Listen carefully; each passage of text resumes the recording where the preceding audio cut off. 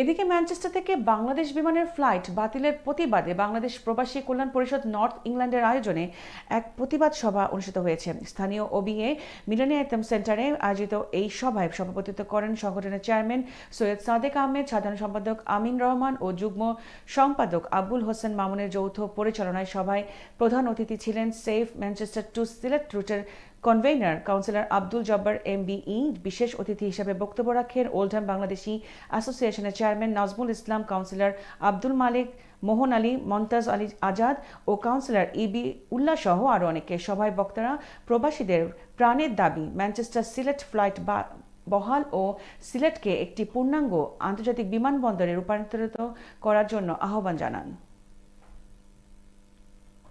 আমাদের যে ক্যাম্পেইনটা আছে সেই ম্যানচেস্টার টু সিলেট রুট, এই ক্যাম্পেইনে আপনারা সবাই যোগদান দেবেন এবং আমাদের যে দাবিটা আছে, দাবিটা হয়েছে যে আমাদের এই রুটটা পার্মানেন্ট হবে এবং সিলেট ওসমানী ইন্টারন্যাশনাল এয়ারপোর্ট আমরা প্রপার ইন্টারন্যাশনাল এয়ারপোর্ট দেখতে চাই। এবং আমরা একটা কথাই বলতে চাই বিমান কর্তৃপক্ষকে, আমাদের আন্দোলনের মুখে ইতিমধ্যে আপনারা 1 মাস পিছিয়েছেন।